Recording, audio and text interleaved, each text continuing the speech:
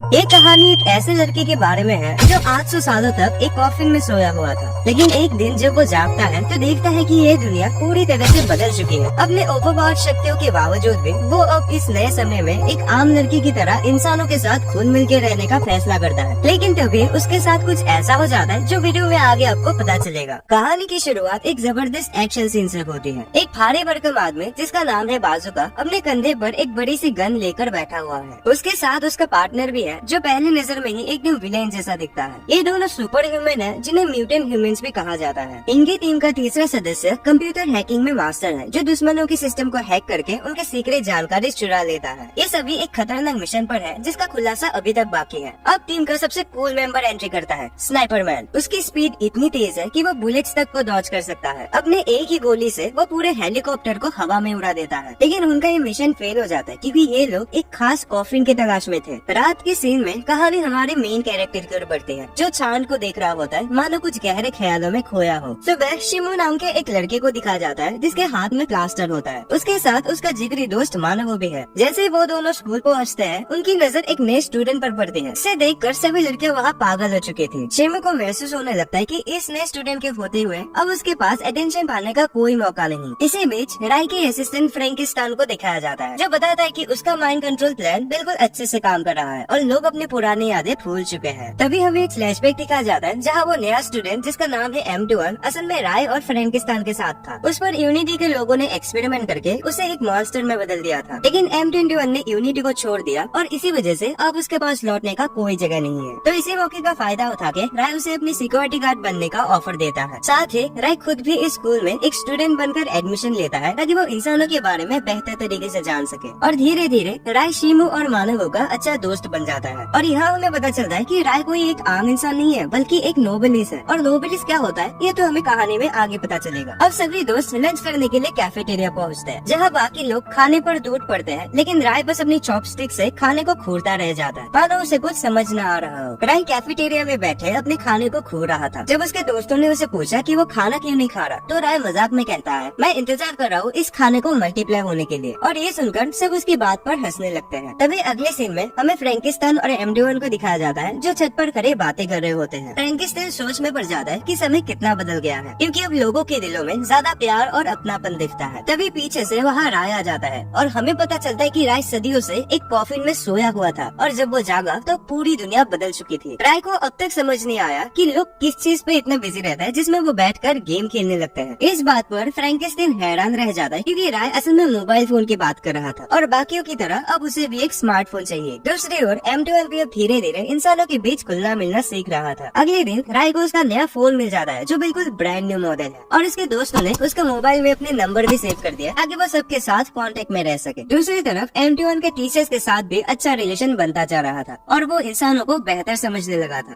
लेकिन तभी उसे किसी खतरे का एहसास हुआ और उसका शक सही निकला। कुछ गुंडे स्कूल में घुसकर स्टूडेंट्स को परेशान कर रहे थे और लड़कियों से बदतमीजी करने लगे थे। M21 उन गुंडों से निपटने का सोचता है लेकिन उससे पहले ही शिमू वहाँ पहुंचकर उन गुंडों से फिर जाता है जबकि वो पहले से ही घायल था। तभी स्पोर्ट्स कार में बैठी एक लड़की ने शिमू को हेलो कहा जिससे उसे याद आया कि यही वो लड़की है जिसकी उसने कभी मदद की थी और तब से वो कुछ अजीब बिहेव कर रही थी। तभी एक गुंडे ने इस मौके का फायदा उठाकर शिमू को बुरी तरह से मारना शुरू कर दिया। टीचर्स बीच में आके उन्हें रोकने की कोशिश की लेकिन वो गुंडे उन्हें भी मारने लगे। ये सब देखकर M21 से और सहा नहीं जा रहा था और वो जाकर उस गुंडे को बुरी तरह पीट देता है। उस गुंडे की हिम्मत M21 के सामने टिक नहीं पाई। M21 ने उसे उठाकर फेंक दिया और उसे सख्त वार्निंग दी कि वो स्टूडेंट से बिल्कुल दूर रहे। ये देखकर बाकी गुंडे इतने डर जाते हैं कि वो वहाँ से भागने लगते हैं। अब स्कूल में M21 को पहले से और भी ज्यादा अटेंशन मिलने लगते हैं। रात में M21 अपने पुराने दिनों को याद कर रहा था जब यूनिटी ने उन पर खतरनाक एक्सपेरिमेंट्स किए थे। उन्हें इंसानों की तरह नहीं बल्कि हथियारों की तरह इस्तेमाल किया गया था। उनमें से ज्यादातर मर चुके थे और सिर्फ M21 और उसके दोस्त के बचे हुए थे। एक दिन उसका दोस्त उससे अलग होते हुए कहता है कि वो ये खून खराबा छोड़ना चाहता है और एक आम इंसान की तरह एक जिंदगी जीना चाहता है। उसने M21 से भी रिक्वेस्ट की कि वो ये सब छोड़ दे। इसी बीच हम देखते हैं कि फ्रैंकिस्टाइन M21 से स्कूल और वहाँ के लोगों के बारे में पूछता है। पहले तो M21 उसका शुक्रिया अदा करता है कि उसने उसे यहाँ रहने की इजाजत दी। दूसरी ओर वो पुराने विलन्स वापस आ गए हैं और M21 और उस रहस्यमय कॉफिन की तलाश में है। अगले सीन में हम एक पुराने बिल्डिंग को देखते हैं जहाँ दो गार्ड्स पहना दे रहे होते हैं। तभी दो लोग वहाँ आ जाते हैं, जिनमें से एक लड़का अपने खास पावर्स का इस्तेमाल करके उन गार्ड्स को हिप्नोटाइज कर देता है। वो लड़का उन दोनों गार्ड्स को किसी स्टैचू की तरह जमा कर बिल्डिंग के अंदर घुस जाते हैं। अंदर का नजारा बहुत खराब था, जैसे वहाँ कोई सुपरनेचुरल ताकतों के बीच लड़ाई हुई हो। पुलिस की रिपोर्ट के मुताबिक वहाँ कोई पागल इंसान बेकाबू होकर सब कुछ तबाह कर गया। लेकिन उन लोगों को समझ में आ जाता है कि ये किसी आम इंसान का काम नहीं हो सकता, जरूर यहाँ कुछ बड़ा और खतरनाक हुआ है। और इसी मसले को सुलझाने के लिए वो भी स्कूल ज्वाइन करने का फैसला करते हैं। अगले दिन एमडोन स्कूल में अपनी नॉर्मल सिक्योरिटी ड्यूटी कर रहा होता है। तभी उसकी नजर दो नए स्टूडेंट पर पड़ती है जो स्कूल की तरफ आ रहे होते हैं। ये वही लोग होते हैं जो रात में कॉफिन की तलाश में थे। एमडोन उन्हें देखकर रोकने की कोशिश करता है, लेकिन तभी उनमें से एक लड़का अपने आई कंट्रोल पावर का यूज करके उसे अपने काबू में करने की कोशिश करता है। हालांकि वो पावर उस पर कुछ काम नहीं करता। फिर भी एमडोन ये दिखाता है कि वो उनके कंट्रोल में आ गया है। एमडोन उन्हें एक पुराने जगह तक लेके जाता है, जहाँ वो लड़का फ्रैंकिस्टान को भी माइंड कंट्रोल करने की कोशिश करता है। लेकिन फ्रैंकिस्टान मुंह पे बोलता है, देख भाई, जो भी कर बस बाप से पंगा नहीं, क्योंकि फ्रैंकिस्टान खुद भी इन तरह के पावर्स रखता है, लेकिन उसके पावर्स काफी डार्क होते हैं, इसलिए छोटी मोटी ट्रिक्स उसके ऊपर काम नहीं करती। आखिरकार वो उन्हें स्कूल में एडमिशन दे देता है। फ्रैंकिस्टान जल्दी से राय को कॉल करके ये जानकारी देता है कि कुछ खास मेहमान उससे मिलने आए हैं। जब ये दोनों स्टूडेंट्स क्लास में आते हैं तो हमें उनका नाम पता चलता है। लड़की का नाम है सेरा और लड़के का नाम रेजिस होता है। सेरा को सिखाने की जिम्मेदारी शिमू को दी जाती है, जो उसे देखकर पागल सा हो जाता है। दूसरी तरफ रेजिस की नजर राय पर पड़ती है और वो महसूस करता है कि राय के अंदर से एक बहुत ही डार्क और प्राचीन तरह की पावर निकल रही है। इसे रेजिस बहुत ही चौकन्ना हो जाता है और राय पर नजर रखने लगता है, क्योंकि उसे जानना है कि राय का नोबिलिस के साथ क्या संबंध हो सकता है। लंच ब्रेक के दौरान सभी स्टूडेंट साथ बैठकर खाना खाते हैं। राय एक बार फिर से अपने खाने को घूरते हुए उसके मल्टीप्लाई होने का इंतजार कर रहा था, लेकिन अभी तक हमें ये साफ पता नहीं चलता कि आखिर राय किस चीज का मल्टीप्लाई होने का इंतजार कर रहा है। शाम को एमडीवन और फ्रैंकिस्टान एक कार में होते हैं और वो दोनों उन नए स्टूडेंट्स के बारे में बात कर रहे होते हैं। एमडीवन को वो स्टूडेंट्स बिल्कुल पसंद नहीं आते और उसे समझ में नहीं आता कि फ्रैंकिस्टान ने आखिर उन्हें एडमिशन क्यों दिया, वो भी मास्टर राय के क्लास में। एमडीवन को डाउट होता है कि ये स्टूडेंट्स नोबिलिस भी हो सकते हैं, जो बहुत पावरफुल होते हैं। फ्रैंकिस्टान भी इस बात को लेकर कंफ्यूजन में है कि आखिर वो दो बंदे हैं कौन। फ्रैंकिस्टान बताता है कि हजारों साल पहले जब इंसान कमजोर हुआ करते थे और उन्हें हर चीज से खतरा था,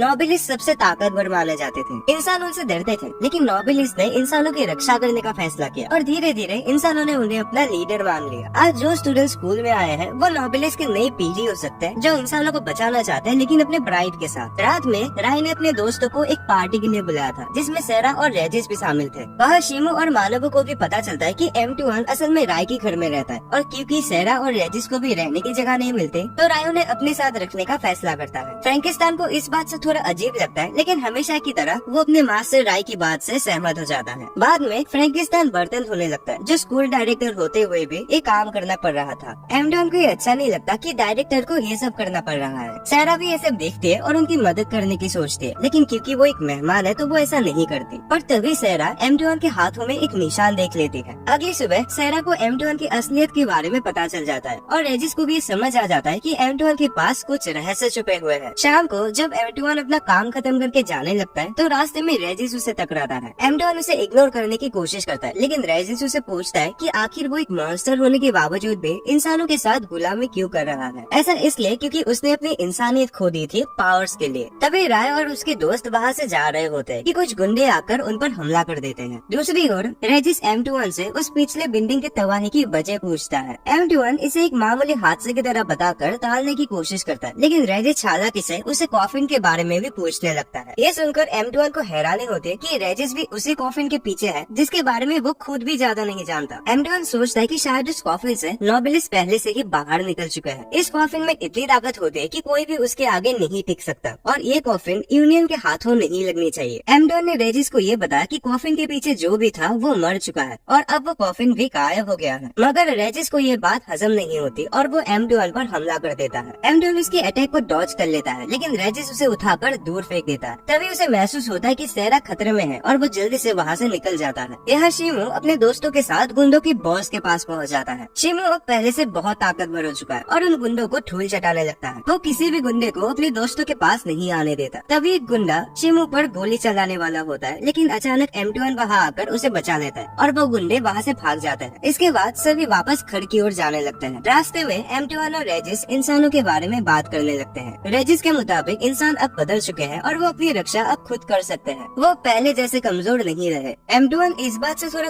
कंफ्यूजन में है कि रेजिस आखिर किस पीढ़ी से आता है, लेकिन वो ये तय कर चुका है कि अगर रेजिस इस दुनिया को कोई भी नुकसान पहुंचाने की कोशिश करेगा तो वो उसे रोकने के लिए सब कुछ करेगा। दोनों ही शर्त लगाते हैं कि देखते हैं कौन जीतता है। अगले सीन में हमें उन विलेंस को दिखाया जाता है जो उसी बिल्डिंग में होते हैं जहाँ से वो कॉफिन गायब हो गया था। उनका एक टीम मेंबर ताओ ये पता लगाने की कोशिश करता है कि आखिर ये सब कैसे हुआ और वो कॉफिन कहाँ गया। कुछ रिसर्च करने पर पता चला कि ये मिशन M21 और M24 को सौंपा गया था, लेकिन अब उनका कोई पता नहीं है। वो उन्हें मरा हुआ तब तक नहीं मानेंगे जब तक उनकी डेड बॉडी नहीं मिल जाती। वही रेजिस और M21 एक दुकान में नूडल्स को लेकर आपस में बहस करते हैं। रेजिस को लगता है कि M21 को ज्यादा नूडल्स मिल गए हैं और वो उससे उसका नूडल्स का बाउल मांगने की कोशिश करता है। इस हल्की फुल्की बहस के बाद रेजिस फ्रैंकिस्टान पर अपना माइंड कंट्रोल करने की कोशिश करता है, लेकिन फ्रैंकिस्टान पर इसका कोई असर नहीं होता। फिर वो राय पर भी माइंड कंट्रोल करने की कोशिश करता है, लेकिन उस पर भी इसका कोई इफेक्ट नहीं होता। इसे रेजिस सोच में पड़ जाता है कि आखिर उसकी पावर इन दोनों पर काम क्यों नहीं कर रही है। सुबह होने पर M21 वापस अपनी ड्यूटी में लग जाता है। राय नोटिस करता है कि M21 में कुछ बदलाव आ रहे हैं। दूसरी ओर शिमू को उस दिन गुंडों से लड़ते हुए चोट लग जाते हैं और मानवों को लगता है कि अगर उस वक्त M21 वहाँ नहीं आता तो शिमू का खेल खत्म था। मानवों को ये भी लगता है कि शिमू सहरा के सामने शो ऑफ कर रहा था जो उसे समझ में नहीं आता। तभी रेजिस और सहरा वहाँ आ जाते हैं। मानव रेजिस से दोस्ती करने की कोशिश करता है, जिसे देखकर शिमू को लगता है कि शायद मानव को लड़के पसंद है। इधर प्रिंसिपल के कमरे में राय और फ्रैंकिस्टान की मुलाकात होती है। फ्रैंकिस्टान रेजिस और सहरा के फैमिली के बारे में राय को बताता है और उनकी बुराई करते हुए कहता है कि उनकी फैमिली कमजोर है। तो राय फ्रैंकिस्टान को उन पर टॉन्ट मारने से रोकता है और बताता है कि चीजें हमेशा वैसी नहीं होती जैसे वो दिखती है। दूसरी ओर मानव अपने सर्वर्स पर काम कर रहा होता है। तभी ताओ नाम का एक हैकर उसके सर्वर्स को हैक करने की कोशिश करता है, लेकिन मानव भी कोई मामूली हैकर नहीं था। वो अपने सर्वर्स को हैक नहीं होने देता और इसे करते हुए उसे काफी मजा आता है। दोनों के बीच काफी टक्कर चल रही होती है और ताओ ये देखकर हैरान होता है कि इस दुनिया में उसे टक्कर देने वाला एक हैकर भी मौजूद है। लेकिन तभी शिमू गलती से लैपटॉप का वायर खींच देता है, जिससे उसका सर्वर बंद हो जाता है। पर मानव को इस पर गुस्सा नहीं होता और बाहर चला जाता है। बाद में ताओ मानव को मैसेज करता है कि उससे मिलकर उसे खुशी हुई और वो उसे बाहर मिलने के लिए बुलाता है। ये देखकर शिमू को शक होता है कि शायद मानव किसी लड़की में इंटरेस्टेड है। दूसरी तरफ ताओ ने सर्वर हैक करके ये पता लगा लिया था कि M21 स्कूल में सिक्योरिटी गार्ड का नौकरी कर रहा है, लेकिन उसे M24 का कोई पता नहीं मिलता। इसलिए वो M21 को पकड़कर उसे पूछताछ करने का फैसला करता है। इसी बीच M21 और रेजिस एक बार फिर से किसी बात पर बहस करने लगते हैं। तभी फ्रैंकिस्टान गुस्से में आता है और उन्हें घर के कामों में मदद करने के लिए कहता है, लेकिन रेजिस और M21 इसके लिए मना कर देता है। पर फ्रैंकिस्टान चिल्लाकर उन्हें काम करने के लिए कहता है। जब सब काम में लग जाते हैं तो रेजिस देखता है कि राय चुपचाप वहाँ बैठा हुआ है, जिससे वो नाराज हो जाता है। हालांकि राय भी उठकर उनके साथ काम करने लगता है और ये देखकर फ्रैंकिस्टान शर्मिंदा महसूस करता है। अगले दिन फ्रैंकिस्टान M21 को प्रिंसिपल के रूम में बुलाता है और उसे एक कार्ड देता है जो उसकी महीने भर की मेहनत का इनाम था। बाहर निकलते हुए M21 सोचता है कि वो सिर्फ एक एक्सपेरिमेंट करने वाला सब्जेक्ट था, लेकिन अब वो इंसानों की तरह जिंदगी जी रहा है और उसे दोस्त भी मिल गए हैं। यही सब सोचते हुए जब M21 घर जा रहा होता है तभी शार्क और हैमर उसे रोकते हैं और उससे M24 के बारे में पूछताछ करने लगते हैं। M21 को गुस्सा आता है और वो शार्क से लड़ने लगता है, लेकिन शार्क एक स्पेशल यूनिट का मेंबर होता है जिसे M21 लड़ाई में टिक नहीं पाता और बुरी तरह घायल हो जाता है। तभी रेजिस और सेरा वहाँ आकर शार्क से लड़ने के लिए तैयार होते हैं, लेकिन M21 बीच में आकर शार्क का अटैक अपने ऊपर ले लेता है क्योंकि वो रेजिस को कमजोर समझता है। इस लड़ाई में M21 बुरी तरह घायल हो जाता है। तभी उनका बॉस वहाँ आता है और शार्क को M21 को नुकसान पहुँचाने से मना करता है। वो उसे अपने साथ चलने के लिए कहता है और M21 भी रेजिस और सेरा की जान बचाने के लिए उनके साथ जाने को तैयार हो जाता है, लेकिन उसने शर्त रखी कि रेजिस और सेरा को कोई नुकसान नहीं पहुंचना चाहिए क्योंकि वो बच्चे हैं और इनका उसमें कोई हाथ नहीं है। रेजिस को ये देखकर गुस्सा आता है और उसे लगता है कि M21 ने उसे धोखा दिया है। दूसरी ओर मानव फिर से उसी हैकर से कांटेक्ट करता है और दोनों को एक दूसरे से कंपटीशन करने में मजा आता है। ताओ मानव को फिर से मिलने के लिए बुलाता है। इसी बीच रेजिस और सेरा फ्रैंकिस्टान के पास जाकर बताते हैं कि M21 ने उन्हें धोखा दिया और दुश्मनों के साथ चला गया। सेरा ने फ्रैंकिस्टान को बताया कि M21 ने उनसे कहा था कि वो उनके साथ मिशन पर था। अब उन्हें सब समझ में आता है कि यूनियन जिस कॉफिन की तलाश कर रही थी वो कोई और नहीं बल्कि राय था और अगर यूनियन राय के पीछे पड़ जाते तो ये बहुत मुश्किल हो सकता है। दूसरी ओर हम देखते हैं कि M21 को किडनैप कर लिया जाता है और उसे टॉर्चर करके कॉफिन के बारे में जानकारी निकलवाने की कोशिश की जाती है, लेकिन M21 अब बदल चुका है और वो राय के बारे में उन्हें कुछ भी बताने से इनकार करता है। शार्क उसे बार बार मारता है, लेकिन उसके साथ वाला लड़का थोड़ा दयालु होता है और उसे पानी पिलाता है। उसे ये अच्छा नहीं लगता कि M21 को इतनी बुरी तरह से पीटा जा रहा है। आखिरकार M21 उन लोगों को कॉफिन के बारे में बताने के लिए राजी हो जाता है, लेकिन उसकी एक शर्त है कि उसे अपने साथियों के बारे में जानकारी चाहिए कि एक्सपेरिमेंट से पहले वो कौन थे। उनके बीच डील तय हो जाते हैं, लेकिन M21 को भूख लगती है और वो खाने में सिर्फ रामेन मांगता है। कहानी अब और भी कॉम्प्लिकेटेड होती जाते हैं। शिमू जो अपनी छोटी बहन की वजह से इस सारे झंझट में फंसा था, एक मामूली लड़का होते हुए भी बड़ी बड़ी घटनाओं का हिस्सा बन चुका है। जब शिमू और सैरा शॉपिंग पे निकलते हैं तो उन्होंने देखा कि कुछ गुंडे उस ब्लू बादल वाले लड़के को परेशान कर रहे थे। शिमू बिना किसी झिझक के उन गुंडों को पीटा और ब्लू बादल वाले लड़के ने उसे इसके लिए थैंक यू कहा। दूसरी तरफ हम देखते हैं कि मानव उस हैकर से मिलने आया था। वो पहला इंसान था जिसने ताओ के सर्वर्स के बैरियर तोड़े थे। ताओ ने मानव से कहा कि उसकी टीम में सब उसे सिर्फ ऑर्डर करते हैं और अपनी ताकत का घमंड दिखाते हैं। तो इस पर मानव ने उसे बॉस कहना शुरू कर दिया, जिससे ताओ हैरान हो जाता है, पर वो खुश भी था। शाम को ताओ और ब्लू बादल वाला लड़का फिर से बात कर रहे होते हैं। ताओ ने बताया कि उसे लगता है कि उसकी बहन को यूनियन में पकड़ लिया है ताकि वो उससे अपने मिशन करवा सके, इसलिए वो अपनी बहन को ढूंढने का फैसला करता है। दूसरी ओर हम देखते हैं कि M21 को फिर से टॉर्चर किया जा रहा था। शार्क उसे मारने वाला होता है, लेकिन वो लड़का उसे रोक लेता है। उसे ये अच्छा नहीं लग रहा था क्योंकि वो जानता था कि शार्क ने पहले भी कई लोगों को मारा है। वो अपनी गन निकालकर शार्क को मारने वाला होता है, लेकिन वो हैकर उसे रोक लेता है क्योंकि शार्क ये सब सिर्फ उसे भड़काने के लिए कर रहा था। अब रेजिस और सैरा की मुलाकात शार्क और हैमर से होती है, जहाँ शार्क ने रेजिस पर हमला कर दिया था। रेजिस बड़ी आसानी से उसके हर एक अटैक्स को डॉज करता है और अपने स्पेशल अटैक से वो शार्क को घायल कर देता है। शार्क को पहले से शक था कि रेजिस का M21 से कुछ तो लिंक है। हैमर ने शार्क को एक टैबलेट दी, जिसे खाकर शार्क की पावर बढ़ गई, लेकिन रेजिस तब भी उसे आसानी से हरा रहा था। रेजिस मस्ती में शार्क के मजे ले रहा था क्योंकि वो उसे M21 का दोस्त समझता है। आखिर में शार्क और हैमर ने शिमू और मानव को अपने साथ मिला लिया। ये देखकर रेजिस ने हार मान ली थी और अपने टीममेट्स को उसके बॉस के हवाले कर दिया। जब रेजिस की आंखें खुली तो शार्क उसके सामने बैठा था। उसे देखकर रेजिस को बहुत गुस्सा आया क्योंकि उन्होंने धोखे से उसे हराया था। जब उसने M21 को देखा तो M21 ने उससे नजरें फेर ली। दूसरी ओर राय के दोस्त अब तक घर नहीं लौटे थे, जिसे फ्रैंकिस्टीन को चिंता हो रही थी। सैरा और रेजिस के बीच एक खास कनेक्शन था, जिसे वो समझ गई कि रेजिस और बाकी लोग किसी मुसीबत में हैं और इसीलिए वो उन्हें बचाने के लिए निकल पड़ी। राय हमेशा की तरह बिना किसी रिएक्शन के कुछ सोचने लगा। दूसरी ओर शार्क अपने बॉस को बताता है कि रेजिस में कुछ खास है और उसका कनेक्शन उस कॉफी से हो सकता है। शार्क ने उसे ये भी कहा कि मेडिसिन खाने के बाद भी वो रेजिस के सामने नहीं टिक पाया। M21 आराम से ये सब कुछ देख रहा था और उसने जाने से इनकार कर दिया। उसे कोई फर्क नहीं पड़ता था कि वो उसके साथ क्या करे, क्योंकि उसका उन लोगों से कोई रिश्ता नहीं था। असल में M21 उन्हें बचाने की कोशिश कर रहा था ताकि वो उन्हें और लोगों में शामिल ना कर सके। शार्क ने गुस्से में रेजिस की गर्दन पर चाकू रख दिया, लेकिन इससे भी M21 पर कोई असर नहीं हुआ। शार्क चिढ़ गया और रेजिस को पीटने लगा, लेकिन तभी शिमू और मानव जाग गए। शार्क उन्हें भी मारने की कोशिश करता है, पर तभी स्नाइपर आकर उन्हें बचा लेता है। शिमू ने देखा कि स्नाइपर वही आदमी था जिसकी उसने जान बचाई थी। तभी मानव ने ताओ को देखा और उसे बॉस कहकर पुकारा। ये देखकर वो लोग हंसने लगे क्योंकि ताओ उनके लिए एक नौकर जैसा था, लेकिन मानव उसे बॉस कह रहा था। इसी वजह से ताओ को बहुत बुरा लगता है, लेकिन वो कुछ नहीं कर सकता। तभी शिमू और मानव की नजर M21 पर पड़ती है और वो हैरान हो जाते हैं। दूसरी ओर सैरा को रेजिस से सिग्नल मिल जाता है और वो उसे बचाने के लिए निकल पड़ती है। साथ ही राय और फ्रैंकिस्टीन भी उसके पीछे पीछे जाते हैं। अब कहानी और भी ज्यादा इंटरेस्टिंग होती जाती है। हैमर का खाना खत्म होने पर वो खाना लेने गया था और तभी शिमू ने M21 से पूछा कि उन्हें क्यों पकड़ा गया है और उनकी गलती क्या है। शार्क को ये सवाल पसंद नहीं आया और उसने शिमू को फिर से मारना शुरू कर दिया। जब सबने शार्क को रोकने की कोशिश की तो उनके बॉस ने उन्हें शार्क को रोकने से मना कर दिया, जिससे शार्क को और भी मौका मिल गया उन्हें खत्म कर देने की। दूसरी तरफ रेजिस ने उस डिवाइस को तोड़ने की कोशिश की जो खास तौर पर नोबिलिस को कैद करने के लिए बनाया गया था, लेकिन वो इस डिवाइस को तोड़ नहीं सका। उसी वक्त हैमर ने सैरा को हेडक्वार्टर्स में घुसते हुए देखा और उस पर बम फेंकने की कोशिश की, लेकिन सैरा इतनी ताकतवर थी कि वो इन छोटे मोटे हमलों से उसे कोई फर्क नहीं पड़ा। उसने उल्टा हैमर पर हमला किया, जिससे हैमर को डर के मारे चुप जाना पड़ा। शार्क ने जब शिमू का गला दबाना शुरू किया तो मानव ने उसे रोकने की कोशिश की, लेकिन शार्क उसे छोड़ने के लिए तैयार नहीं था। अब इतने सारे नौटंकी देखकर M21 से और सहा नहीं जा रहा था। रेजिस ने भी M21 को उकसाया कि उसे अपने दोस्तों के लिए कुछ करना चाहिए। तभी M21 को अपनी पुरानी यादें वापस आती हैं और उसे महसूस हुआ कि उसके दोस्त ने उसके कंधे पर हाथ रखा है। इस एहसास के बाद M21 ने फैसला किया कि वो अब अपने दोस्तों को जरूर बचाएगा। M21 ने शार्क पर जोरदार हमला किया और शिमू को बचा लिया। मानव और शिमू M21 की ताकत देखकर हैरान हो गए थे। दूसरी तरफ राय और फ्रैंकिस्टीन बिल्डिंग के छत पर पहुंच गए थे, जहां स्नाइपर पहले से उनका स्वागत के लिए था। फ्रैंकिस्टीन ने स्नाइपर पर हमला किया, लेकिन स्नाइपर की स्पीड इतनी तेज थी कि फ्रैंकिस्टीन उसके आगे टिक नहीं पाया। स्नाइपर ने अपनी पावर बूस्ट करके फ्रैंकिस्टीन पर गन पॉइंट कर लिया। एमर ने भी अपनी पावर बूस्ट करके सैरा पर एक बहुत बड़ा हमला करने की कोशिश की। शार्क ने M21 पर हमला किया, लेकिन M21 ने अपने दोस्तों को बचाने के लिए वो हमला खुद पर ले लिया, जिससे वो बहुत ज्यादा जख्मी हो गया। इस पर रेजिस को बहुत गुस्सा आया और उसने अपनी पूरी ताकत से डिवाइस को ओवरपावर करके तोड़ दिया। रेजिस ने शार्क पर हमला किया और उसे दीवार से टकरा दिया। हालांकि अब उनका बॉस भी फाइट में आ चुका था। उसने मेडिसिन खाकर अपने पावर को बूस्ट की और एक मॉन्स्टर में तब्दील हो गया। बॉस ने शार्क से उसकी एनर्जी लेनी शुरू कर दी ताकि वो खुद और भी पावरफुल बन सके। और ये सब पहले से ही तय था कि बॉस अपनी पावर बढ़ाने के लिए ऐसा कर सकता है, न कि अपनी टीममेट्स की मदद के लिए। अब बॉस इतना पावरफुल हो जाता है कि उसने रेजिस को आसानी से हरा दिया, जिससे सभी लोग घायल होकर जमीन पर गिर पड़ते हैं। अब आता है कहानी में ट्विस्ट और हमारे हीरो राय की एंट्री होती है। राय को देखकर ऐसा लगता है कि उसे अपने ओपोनेंट को खत्म करने के लिए अपना हाथ भी हिलाना नहीं पड़ेगा। दूसरी ओर स्नाइपर ने अब फिर फ्रैंकिस्टाइन पर अपना गन पॉइंट करके रखा था, लेकिन फ्रैंकिस्टाइन अब अपनी असली पावर का इस्तेमाल करने का सोचता है। कहानी अब बहुत ज्यादा इंटेंस हो चुकी है। फ्रैंकिस्टाइन के डार्क पावर से स्नाइपर हैरान हो जाता है, लेकिन वो फ्रैंकिस्टाइन को जल्दी खत्म करना चाहता है ताकि वो उस लड़के को भी मार सके जो उसके साथ था। ये सुनते ही फ्रैंकिस्टाइन को ऐसा झटका लगा कि उसके डार्क पावर्स और भी तेजी से बढ़ने लगे और भाई सीरियसली ये देखकर स्नाइपर की फटने लगती है। दूसरी तरफ वहाँ सभी लोग राय को देख के चौंक गए थे। राय का माइंड कंट्रोल पावर इतना जबरदस्त था कि क्रान जैसे ताकतवर इंसान भी उसके सामने झुक गया। दूसरी तरफ सेरा ने अपने पावरफुल वेपन डेथ स्काइप का इस्तेमाल करके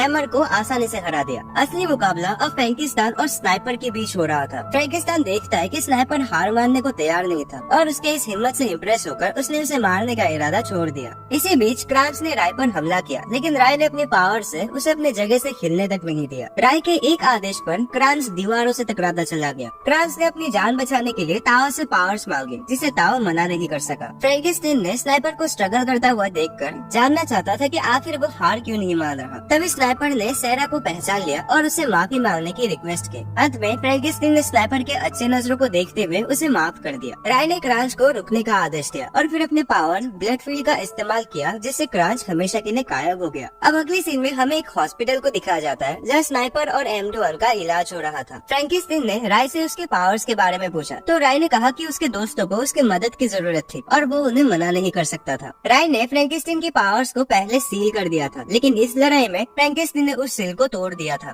इसलिए वो किसी भी पनिशमेंट के लिए तैयार था। मगर राय को उस पर भरोसा था कि उसने ऐसा किसी वजह के लिए किया होगा। अंत में हम देखते कि सभी दोस्त वहाँ मिलकर खाना खा रहे हैं और एंजॉय करने लगते हैं। M21 राय की मदद के लिए उसे थैंक्स बोलता है, लेकिन राय के लिए कोई बड़ी बात नहीं थी क्योंकि वो अपने दोस्तों के लिए इतना तो कर ही सकता है। M21 अकेला खड़ा होकर सोचने लगता है कि उसके पावर्स किस काम की जब वो अपने दोस्तों की मदद तक नहीं कर पा रहा। तभी राय वहाँ आता है और उसे बताता है कि वो कोई कमजोर नहीं है। राय ने M21 के अंदर से एक बहुत ही ताकतवर एनर्जी को महसूस की है। उसने M21 से पूछा कि क्या वो इस एनर्जी को टेस्ट करना चाहेगा। जैसे ही राय ने M21 के ब्लड को टेस्ट किया, M21 की असली फॉर्म कुछ सेकंड्स के लिए बाहर आ गई। राय ने M21 को समझाया कि वो कमजोर बिल्कुल भी नहीं है, बल्कि अगर चाहे तो वो अकेले सबको प्रोटेक्ट कर सकता है। इसके बाद राय वहाँ से चला जाता है। दूसरी तरफ स्नाइपर को ये समझ आता है कि उनके बॉस क्रांस ने शार्क को अपने पावर्स के लिए इस्तेमाल किया और ताओ को भी मारने की प्लानिंग कर रहा था। ये सुनते ही स्नाइपर हैरान हो जाता है। ताओ ने उसे एक और चौंकाने वाली खबर दी कि स्नाइपर की वो बहन जिसके लिए वो ये सब कर रहा था असल में कभी थी ही नहीं। ताओ ने यूनियन के सर्वर में जाकर उसकी बहन की इंफॉर्मेशन चेक की थी, जिसमें ये पता लगा था कि वो एक हॉस्पिटल में है, लेकिन असलियत में ऐसा कोई हॉस्पिटल था ही नहीं। ये सुनकर स्नाइपर अंदर से टूट जाता है क्योंकि अब उसे समझ नहीं आ रहा था कि वो किसके लिए जिंदा रहे, क्योंकि उसका तो सब कुछ खत्म हो चुका है। ताओ ने भी अब अपनी पहचान बदल ली और खुद को डेटा से बाहर कर दिया। यूनियन के लोग अब किसी पर भी और बोझ नहीं बनना चाहते थे, इसलिए उन्होंने वहाँ से जाने का फैसला किया। ताओ ने M21 के बारे में यूनियन के डेटाबेस से इंफॉर्मेशन निकाली, लेकिन उसे M21 या उसके किसी साथी के बारे में ज्यादा कुछ पता नहीं चला। M21 चाहता था कि जैसे फ्रैंकिस्टाइन ने उसे अपने घर में जगह दे, वैसे ही वो भी इन लोगों को उसके घर में जगह दे सके। और क्योंकि अब ये घर M21 का भी था, तो वो खुद फैसला कर सकता था कि किसे रखना है और किसे नहीं। M21 ने ताओ और स्नाइपर को भी साथ रहने के लिए कहा। इसी बीच शिमू अपनी नॉर्मल लाइफ जी रहा था, लेकिन उसे अकेलापन महसूस होने लगा क्योंकि उसके पास अभी भी कोई गर्लफ्रेंड नहीं थी। उसने मानवों से एक गर्लफ्रेंड बनाने में मदद मांगी। शिमू को सेरा पसंद थी और जब M21, ताओ और स्नाइपर ने ये सुना तो वो शिमू की मदद करने के लिए उतने ज्यादा एक्साइटेड नहीं थे। फिर भी उन्होंने उसकी मदद करने का फैसला किया। उन्होंने यहाँ तक कि राय से भी मदद मांगी, पर काफी कोशिशों के बाद भी वो शिमू को लव लेटर लिखना नहीं सिखा पाए। तब ताओ ने आइडिया दिया कि शिमू को कूल दिखाने के लिए बास्केटबॉल खिलाया जाए। खेल के दौरान सब लोग अपनी कूलनेस दिखाने की कोशिश करने लगे और अंत में शिमू ने भी राय की मदद से खुद को कूल दिखाने की कोशिश की, लेकिन तभी स्नाइपर वहाँ आ गया, जिसे शिमू कुछ भी करने में नाकाम रहा। दूसरी तरफ सेरा को शिमू का लव लेटर मिल जाता है। वो शिमू को सलाह देते कि उसे प्यार जताने के लिए लव लेटर का सहारा नहीं लेना चाहिए, बल्कि खुद आकर उससे बात करनी चाहिए। इसके बाद सेरा ने शिमू और मानवों को फ्रैंकिस्टाइन के घर पर इनवाइट किया।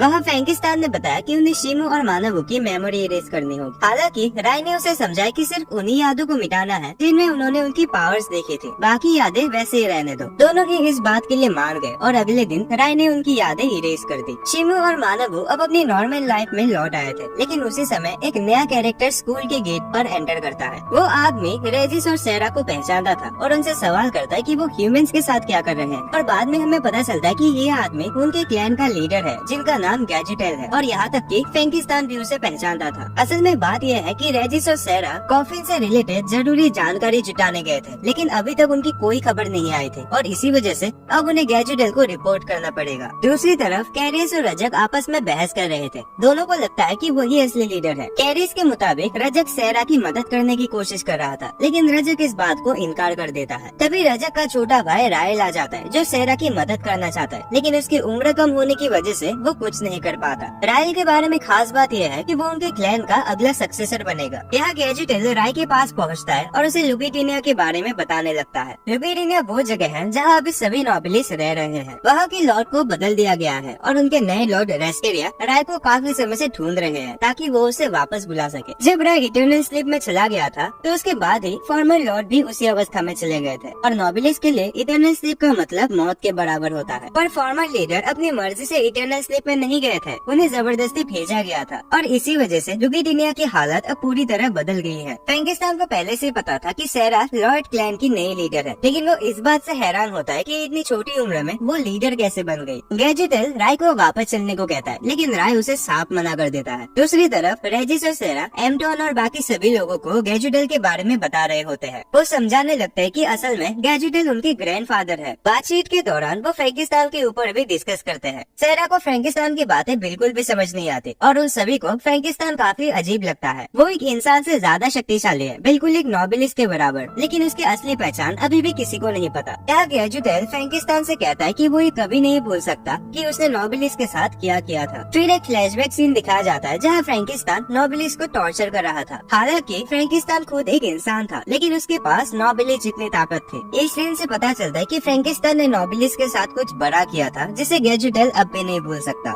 दूसरी तरफ राय नोबिलिस के लॉर्ड के पास पहुँच जाता है, जहाँ कुछ बातचीत होती है, लेकिन राय लॉर्ड के हर एक ऑफर को ठुकरा देता है और वहाँ से चला जाता है। बाद में क्लैन लीडर्स लॉर्ड के पास पहुँचते हैं, जहाँ उन्हें ऑर्डर मिलता है कि फ्रैंकिस्तान को पकड़ के लाया जाए। क्लैन लीडर्स कुछ सोल्जर्स के साथ फ्रैंकिस्तान को खेल लेते हैं, लेकिन फ्रैंकिस्तान बड़े आसानी से एक ही बार में उन सभी सोल्जर्स को हरा देता है। इसके बाद लीडर्स फ्रैंकिस्तान को अपना इंट्रोडक्शन देता है और फाइट के लिए तैयार हो जाता है, लेकिन रेगर नाम के लीडर से फ्रैंकिस्तान नहीं लड़ना चाहता, क्योंकि अगर उसने ऐसा किया तो फ्रैंकिस्तान को क्रेडिट मिल जाएगा। रेगर ने फिर भी फ्रैंकिस्तान से लड़ाई शुरू की, लेकिन वो भी ज्यादा देर तक नहीं टिक पाया। उसने अपने सोल वेपन का इस्तेमाल किया, लेकिन फ्रैंकिस्तान की ताकत बिना रुके बढ़ती जा रही थी। आखिर में फ्रैंकिस्तान भी अपने सोल वेपन का इस्तेमाल करता है, जिसे देखकर वो दोनों लीडर्स घबरा जाते हैं। गैजेटेल ने फैसला किया कि अब प्राइड छोड़कर दोनों को मिलकर फ्रैंकिस्तान से लड़ना होगा, पर इसी बीच फ्रैंकिस्तान अपना काबू खो देता है और घायल होकर एक मेंशन में भाग जाता है। उसे लगा कि वहाँ कोई नहीं होगा, लेकिन राय वहाँ खड़ा था। राय उसे बताता है कि उसे एक सर्वेंट के तौर पर हायर किया गया है, पर सच तो यह था कि राय उस कैसल का असली मास्टर था। तभी वो दोनों लीडर्स भी वहाँ पहुँच जाते हैं और बताते हैं कि लॉर्ड को फ्रैंकिस्तान चाहिए, लेकिन राय उन्हें साफ मना कर देता है और कहता है कि फ्रैंकिस्तान अब उसका सर्वेंट है। राय ने अपनी मैजिक से फ्रैंकिस्तान के कपड़े भी बदल दिए और एक ऑर्डर दिया जो कोई भी मना नहीं कर सकता था। यहाँ तक कि लीडर्स भी उसकी बात मानने पर मजबूर हो जाते हैं। फ्रैंकिस्तान ये देखकर हैरान था कि आखिर ये राय है कौन, जिसके आगे लीडर्स तक चुप गए हैं। इसके बाद फ्रैंकिस्तान ने 5 साल राय के साथ बिताया और इसी दौरान रेगर उसे ट्रेन करने लगा ताकि वो अपने पावर्स और सोल वेपन को अच्छे से कंट्रोल कर सके। पर गैजेटेल को ये बात अच्छी नहीं लगती कि राय ने फ्रैंकिस्तान को जिंदा रखा। इसके बाद फ्रैंकिस्तान को लॉर्ड के दरबार में बुलाया जाता है। लोग उसे देखकर जलने लगते हैं, खासकर लॉर्ड, क्योंकि वो चाहता था कि राय भी उसके साथ समय बिताए। लॉर्ड ने सुझाव दिया कि फ्रैंकिस्तान और राय के बीच ब्लड रिलेशन होना चाहिए, क्योंकि फ्रैंकिस्तान पहले ही 5 साल से राय के साथ था। लेकिन राय इस बात के लिए मना कर देता है, क्योंकि उसके अंदर भी एक ह्यूमन प्राइड है, जिसके कारण वो किसी भी नोबिलिस के आगे नहीं झुकेगा। अब आगे हमें दिखाया जाता है कि एक लीडर फ्रैंकिस्तान को फाइट के लिए चैलेंज करता है, जिसे फ्रैंकिस्तान भी एक्सेप्ट कर लेता है, लेकिन वो अपनी असली ताकत नहीं दिखाता, क्योंकि उसे लगता है कि पहली बार की तरह वो अपने पावर्स को कंट्रोल नहीं कर पाएगा। हालांकि क्लैन लीडर ने अपनी पूरी ताकत से फाइट शुरू की और फ्रैंकिस्तान भी अपने प्राइड को बरकरार रखने के लिए पूरी ताकत का इस्तेमाल करना शुरू कर दिया। पर तभी फ्रैंकिस्तान फिर से अपने पावर्स पर काबू खो देता है और इस बार किसी भी लीडर के पास इतनी ताकत नहीं थी कि वो उसे रोक सके, और इसीलिए राय और लॉर्ड को खुद मैदान में उतरना पड़ा। लॉर्ड ने राय को फैसला लेने दिया कि फ्रैंकिस्तान को जिंदा रखना चाहिए या मार देना चाहिए। राय ने फ्रैंकिस्तान से फाइट की और उसकी पावर्स को कंट्रोल कर लिया, जिससे फ्रैंकिस्तान बेहोश हो जाता है। जब फ्रैंकिस्तान होश में आता है तो उसने देखा कि राय ने उसे नहीं मारा। उसे समझ नहीं आता है और राय से पूछता है है कि उसने अभी तक उसे जिंदा क्यों रखा है, लेकिन राय इसका कोई भी जवाब नहीं देता। वो बस फ्रैंकेस्टीन को चाय लाने का ऑर्डर देता है। फ्रैंकेस्टीन ने चाय में अपने खून की एक बूंद मिला दी। राय चाय पीकर फ्रैंकेस्टाइन से पूछता है कि क्या वो उसका लाइफ टाइम सर्वेंट बनना चाहता है, तो फ्रैंकेस्टाइन भी इस बात के लिए मान जाता है और उसी समय राय उसके असली पावर्स को सील कर देता है। अब बिना राय की इजाजत के फ्रैंकेस्टाइन अपनी असली पावर्स का इस्तेमाल नहीं कर सकता था। अब अगली सीन में हमें गैजेटल को दिखाया जाता है, जो देखता है कि राय, फ्रैंकेस्टाइन और बाकी सभी कितने खुश है, और ये सब देखकर वो बिना कुछ कहे वहाँ से चला जाता है। फिर उसने रेजिस और सेरा को भी समझाया कि उन्हें अपनी जिंदगी अपने हिसाब से जीनी चाहिए, न कि किसी और के कहने पर। इसके बाद गैजेटल लॉर्ड के पास जाता है और बताता है कि रेजिस और सेरा ने उन्हें धोखा दिया है। लॉर्ड गैजेटल को कैद कर देता है और इस बार रजक को भेजता है ये पता लगाने के लिए कि रेजिस और सेरा को सच में कॉफिन के बारे में कुछ जानकारी है या नहीं। अगले दिन सभी लोग अपने स्कूल के कामों में बिजी थे, तभी अचानक रायल वहाँ पहुँचता है। वैसे तो सिर्फ लीडर्स को ही वहाँ जाने की इजाजत थी, लेकिन रायल भी एक सक्सेसर था जो भविष्य में क्लैन का लीडर बनने वाला था। वो खुद रेजिस और सेरा को ढूंढना चाहता था और जिसके लिए लॉर्ड ने भी उसे परमिशन दे दी। स्कूल में एंटर करते ही सभी लोग उसकी तरफ देखने लगते हैं। रायल वहाँ कुछ लोगों से बात कर रहा था और उसे समझ आता है कि ये कोई आम इंसान नहीं है, बल्कि मॉडिफाइड डीमंस के बेटे हैं। तभी अचानक रायल M12 पर हमला कर देता है, जिसे वहाँ मौजूद कोई भी स्टूडेंट देख नहीं पाता, और उसी वक्त रेजिस और सेरा भी वहाँ आ जाते हैं। सेरा उसे पूछती है, तुम यहाँ क्या कर रहे हो? तो रायल जवाब देता है कि वो उसे अपने साथ ले जाने के लिए आया है। उसने ये भी बताया कि उसने कभी सेरा को प्रपोज किया था, लेकिन सेरा ने उसका प्रपोजल ठुकरा दिया, जिससे वो बहुत नाराज था। रायल रेजिस पर भी हमला कर देता है और बताता है कि उसे 10 सालों तक एक कमरे में बंद करके रखा गया था और अब वो एक नए इंसान के रूप में सामने आया है। लेकिन सेरा ने उसे भगा दिया और रायल भी बिना किसी लड़ाई के वहाँ से चला जाता है। रात में सेरा ने सबको बताया कि रायल असल में एक ट्रू ब्लड नोबिलिस है। उसके पास कई शक्तियाँ हैं और वो एक टाइम पर सेरा को प्रपोज कर चुका था, लेकिन जब सेरा ने उसे रिजेक्ट कर दिया तो उसने बदला लेने की कोशिश की, जिसकी वजह से उसके भाई रजक ने उसे 10 सालों तक कमरे में बंद करके रखा था। अभी इस डिस्कशन के बाद सभी अपने अपने कमरों में चले जाते हैं। यहाँ फ्रैंकेस्टाइन M21 और बाकी घायल दोस्तों का इलाज कर रहा था। वहीं रेजिस और सेरा की बातचीत हो रही थी। सेरा देखती है कि रेजिस कुछ परेशान सा है, तो रेजिस बताता है कि उसे सेरा की बहुत चिंता होती है। ये सुनकर सेरा वहाँ से चली जाती है। इसी बीच राय और फ्रैंकेस्टाइन भी आपस में बातें कर रहे थे। फ्रैंकेस्टाइन सेरा के पीछे जाने की बात करता है, लेकिन राय उसे रोक लेता है। वो कहता है कि अगर राय की असली पहचान सबके सामने आ गई तो वो मुश्किल में पड़ जाएंगे। इसलिए राय ने फ्रैंकेस्टाइन पर लगी वो सील हटा दी ताकि वो अपनी असली पावर का इस्तेमाल कर सके। यहाँ हम देखते हैं कि सेरा और रेल बातचीत कर रहे होते हैं। रेल सेरा को फिर से अपने साथ चलने के लिए कहता है, लेकिन सेरा साफ मना कर देता है क्योंकि उसे इंसानों के साथ रहना और उनकी जिंदगी को जीना ज्यादा पसंद था। पर रेल इस बात को समझ नहीं पा रहा था और गुस्से में आकर सेरा पर हमला करने वाला था कि तभी फ्रैंकेस्टाइन वहाँ आ जाता है और उसे रोक लेता है। अब फ्रैंकेस्टाइन और रेल के बीच एक भयंकर लड़ाई शुरू होने वाली थी। रेल अपनी पूरी ताकत का इस्तेमाल करता है, लेकिन फ्रैंकेस्टाइन बिना कोई ताकत इस्तेमाल किए आराम से उसके साथ लड़ते रहता है, लेकिन फिर भी रेल उसे हरा नहीं पाता। लड़ाई के दौरान रेल अपना सोल वेपन इस्तेमाल करता है। सेरा ये देखकर हैरान हो जाते हैं और सोचते कि आखिर रेल के पास सोल वेपन कहाँ से आया। दरअसल रेल अपने फादर से मिले सोल वेपन का इस्तेमाल कर रहा था, जिसे देखकर फ्रैंकेस्टाइन भी अपने सोल वेपन को इस्तेमाल करने का फैसला करता है और ये लड़ाई अब और भी खतरनाक हो गई थी। फ्रैंकेस्टाइन को एहसास हुआ कि अगर ये लड़ाई और लंबी चली तो पूरा शहर तबाह हो जाएगा। तभी रेजिस वहाँ आ जाता है और सेरा के साथ मिलकर वो लोग रेल पर हमला कर देते हैं। रेल जो सेरा से बहुत प्यार करता था, ये देखकर दुखी हो जाता है कि सेरा ने उस पर हमला किया। मजबूरी में राय सेरा को बताता है कि असल में ये लॉर्ड का आदेश है और सेरा को किसी भी हालत में उनके पास जाना ही होगा। इसके बाद राय सेरा को अपने साथ ले जाता है और जाते जाते एक हिंट देता है कि गैजेटल अभी भी प्रिजन में है और वो उनके साथ होने की वजह से बहुत तकलीफ झेल रहा है। रेजिस ये सुनकर बहुत दुखी हो जाता है, लेकिन वो कुछ नहीं कर पाता और अब उनका अगला कदम सेरा को बचाने का था। यह सेरा को लॉर्ड के सामने पेश किया जाता है, जहाँ वो सेरा से सवाल करता है कि उसने अब तक क्या क्या देखा, लेकिन सेरा कुछ भी बताने से इनकार कर देती है। लॉर्ड ने सेरा का दिल कंट्रोल करने की कोशिश की, लेकिन सेरा फिर भी उसकी बात नहीं मानी, इससे उसकी जिंदगी खतरे में पड़ गई। रायल ये सब अपनी आंखों के सामने देखकर कंट्रोल नहीं कर पाता। वो बताता है कि उसने एक ह्यूमन को देखा था जिसके पास नोबिलिस जितनी ताकत थी, पर वो अभी भी कंफ्यूज है कि वो असलियत में एक ह्यूमन था या फिर नोबिलिस। इसके बाद सेरा को जेल में डाल दिया जाता है और लॉर्ड रजक को आदेश देता है कि वो गैजेटल से पूछताछ करे। यहाँ हम देखते हैं कि फ्रैंकेस्टाइन और रेजिस सेरा को बचाने के लिए निकल पड़ते हैं। राय और उसकी टीम को पता चल जाता है कि लॉर्ड नोबिलिस का किंग है। इसी बीच M21 राय के बारे में जानने की कोशिश कर रहा था कि आखिर वो है क्या, नोबिलिस या फिर कुछ और। असल में नोबिलिस एक ऐसी शक्ति को कहा जाता है जो नोबिल्स के किसी भी नियम से परे होते हैं। नोबिलिस का पोजीशन इतना ऊंचा होता है कि वो लॉर्ड को भी चुनौती दे सकते हैं और राय असल में एक ट्रू नोबिलिस है। राय को अपने पुराने दिनों की कई सारी बातें याद आने लगती है, खासकर जब वो लॉर्ड से मिला था। इसी बीच फ्रैंकेस्टाइन भी आज के लॉर्ड से मिलना चाहता है। वहीं दूसरी ओर एक रिपोर्ट से पता चलता है कि रेजिस और कुछ मॉडिफाइड ह्यूमंस ने उनके ऊपर हमला कर दिया है। अब कोर्ट के सभी लोग समझ चुके थे कि अगर इतने सारे लोग लॉर्ड के खिलाफ हो रहे हैं तो जरूर कुछ बड़ी बात है, लेकिन किसी में भी हिम्मत नहीं थी कि वो लॉर्ड के सामने इस पर सवाल उठा सके। लॉर्ड अब गैजुटेल को सजा देने के लिए ऑर्डर देता है, क्योंकि अब उन्हें पता चल गया था कि गैजुटेल ने गलती की थी। हालांकि सभी लोग इस पर पूरी तरह से सहमत नहीं थे। लॉर्ड फैसला करता है कि गैजुटेल को इटर्नल स्लीप में भेज दिया जाएगा, जिससे सभी लोग हैरान रह जाते हैं। दूसरी तरफ राय और उसकी टीम ने एक प्लान बनाया था। रेजिस और M21 आगे बढ़ेंगे ताकि सबको डिस्ट्रैक्ट कर सके और पीछे से ता और स्नाइपर बैकअप देंगे ताकि राय बिना किसी रुकावट के कैसल के अंदर पहुंच सके। पर तभी राय आकर उन्हें बताता है कि गैजुटेल और सेरा दोनों को जेल में डाल दिया गया है और जल्दी उन्हें सजा मिलने वाली है। राय तुरंत हमला कर देता है, लेकिन M21 उसे रोक लेता है और रेजिस और बाकी सभी लोगों को आगे बढ़ने का इशारा देता है। इसी बीच सेरा प्रिजन से भागने की कोशिश करती है, लेकिन रास्ते में उसे रोजेरिया मिल जाती है। दोनों के बीच फाइट शुरू हो जाती है। वहीं रेजिस कैसल की ओर भाग रहा था, लेकिन कैसल के गेट पर कैरियस और रजक उसे रोक लेते हैं। कैरियस रजक से कहता है कि वो अपने भाई की मदद करे और उसे वहाँ से जाने देता है। यहाँ M21 और राय के बीच एक बहुत ही इंटेंस फाइट चल रही होती है। ताओ और स्नाइपर उसकी मदद करने की कोशिश करते हैं, लेकिन रायल उनसे बहुत ज्यादा स्ट्रॉन्ग था। तभी रायल अपने सोल वेपन को समन करता है और ताओ एक स्ट्रेटेजी बनाता है जिससे रायल को फाइट में गुस्सा दिलाकर फंसाया जा सके। राय और फ्रैंकिस्टीन को पता चल गया था कि M21 की फाइट अब बहुत ही खतरनाक हो चुकी है। राय फ्रैंकिस्टीन से पूछता है कि क्या उसे मदद के लिए जाना चाहिए, तो फ्रैंकिस्टीन बताता है कि उसे इन सब में ध्यान देने की कोई जरूरत नहीं है। लेकिन फ्रैंकिस्टीन अब और ज्यादा नजरअंदाज नहीं कर पाता और खुद फाइट में कूद जाता है। तभी रजक वहाँ आकर फ्रैंकिस्टीन को चैलेंज कर देता है। ये लड़ाई अब काफी ज्यादा खतरनाक हो चुकी है। फ्रैंकिस्टीन अपनी पूरी ताकत लगा देता है, लेकिन रजक ने भी अपने सोल वेपन को समन कर लिया था। फ्रैंकिस्टीन भी अपना सोल वेपन निकालता है और दोनों के बीच एक बहुत ही तगड़ी फाइट शुरू हो जाती है। रेजिस कैरियस से लगातार मार खा रहा था, लेकिन वो हार मानने को तैयार नहीं था। कैरियस उसे भागने का एक मौका देता है, लेकिन रेजिस पीछे नहीं हटता। यहाँ फ्रैंकिस्टीन और रजक के फाइट के दौरान फ्रैंकिस्टीन अपने दोस्तों को बचाने के लिए उन सभी अटैक्स को रोकता है और खुद मार खा रहा होता है। रजक समझ जाता है कि फ्रैंकिस्टीन फाइट के लिए पूरी तरह तैयार था, लेकिन अपने दोस्तों की वजह से वो कमजोर पड़ गया। इसी बीच कैरियस ने रेजिस को उसके वादे के मुताबिक कैसल तक पहुँचाने का फैसला किया। लॉर्ड अब सेरा और गैजुडेल को सजा देने की तैयारी कर रहा था, लेकिन तभी राय वहाँ आ जाता है, जिसे देखकर सभी लोग हैरान रह जाते हैं। राय ने गैजुडेल से माफी मांगी कि उसकी वजह से वो इतने बड़े मुसीबत में पड़ गया। लॉर्ड ने बाकी के लीडर्स को राय पर हमला करने का आदेश दिया, लेकिन कोई भी उसे एक खरोच तक नहीं दे पाता। अब खुद लॉर्ड राय से फाइट करने के लिए आगे बढ़ता है, लेकिन वो भी राय पर एक हिट भी नहीं लगा पाता। उसे समझ नहीं आ रहा था कि वो राय को हरा क्यों नहीं पा रहे थे, जबकि उसके पास लॉर्ड की पूरी पावर्स थे। पर असल में बात यह है कि उसने अभी तक उन पावर्स को पूरी तरीके से अनलॉक नहीं किया था। आखिरकार राय अपने ब्लड फील्ड को एक्टिवेट कर देता है, जिससे वहाँ के लोग अब खतरे में पड़ जाते हैं। लॉर्ड ने भी अपने ब्लड फील्ड को एक्टिवेट किया, जिससे दोनों के ब्लड फील्ड अब एक दूसरे को कैंसिल करने लगते हैं। पर इसमें लॉर्ड की बहुत एनर्जी खर्च हो जाती है और वो वही गिर पड़ता है। बाकी के क्लैन लीडर्स उसे किसी तरह संभाल लेते हैं और फ्रैंकिस्टीन भी राय को बचा लेता है जब वो गिरने वाला था। अब सभी को लगने लगता है कि राय लॉर्ड को खत्म कर देगा, पर तभी राय अपना हाथ ऊपर करता है और लॉर्ड की तलवार रैग्नारॉक को समन करता है। इसी बीच वही सेम तलवार अभी के लॉर्ड रेस्करिया के पास भी थी। ये देखकर सबके मन में सवाल उठने लगता है कि एक जैसे दो तलवारें कैसे हो सकती हैं। तभी वो दोनों तलवारें आपस में मिलकर एक हो जाते हैं और उसी मोमेंट में पुराने लॉर्ड यानी रेस्करिया के फादर वहाँ आ जाते हैं। वो सभी को ह्यूमंस के बारे में बताते हैं और कहते हैं कि नोबिलिस को भी ह्यूमंस की तरह बनने की जरूरत है। वो ये भी बताते हैं कि उन्होंने खुद को इटर्नल स्लिम में भेजा था क्योंकि वो चाहते थे कि बाकी लोग आगे बढ़े और अच्छे लीडर और लॉर्ड बने। अगर ये मैसेज कोई देख रहा है तो इसका मतलब है कि वो खुद मर चुके हैं। उन्होंने ये बात सिर्फ अपने ट्रस्टेड क्लैन लीडर्स को ही बताई थी और उनके साथ खड़े होने वाले सभी लोग अब मर चुके हैं। गैजुडेल को असल में ये सारी बातें पहले पता था, तो उसने इसीलिए किसी को नहीं बताया था ताकि कोई भी कंफ्यूजन में ना हो। गैजुडेल का मिशन था कि वो बाकी लोगों को सही दिशा में लीड करे। इसी बीच कैरियस वहाँ पहुँचता है और रेजिस को सजा देने की बात करने लगता है, लेकिन गैजुडेल की नजर में रेजिस भी एक ट्रू नोबिलिस था, इसीलिए उसकी सजा माफ कर दी जाती है और बाकी लोगों को भी रेजिस जैसा बनने के लिए कहा जाता है। लॉर्ड को अब सारी बातें समझ में आने लगती है और इसीलिए वो उन सभी के बेड़ियों को खोल देते हैं और खुद भी इमोशनल हो जाते हैं। अब दोनों तलवारें एक हो चुकी थी और राय ने भी वो तलवार अब लॉर्ड को दे दी क्योंकि वो उसी की थी। इसके बाद सब कुछ शांत हो जाता है। लॉर्ड राय के पास आते हैं और उसे अपने फादर के बारे में पूछने लगते हैं। राय बताता है कि उसके फादर ने ये सब पहले प्लान करके रखा था कि उनके जूनियर लीडर्स को वक्त रहते ही जिम्मेदारियां दी जाए ताकि वो अपने भविष्य को समझ सके और जान सके कि उन्हें किस दिशा में जाना है। इसके बाद सब कुछ नॉर्मल हो जाता है। राय फ्रैंकिस्टीन के साथ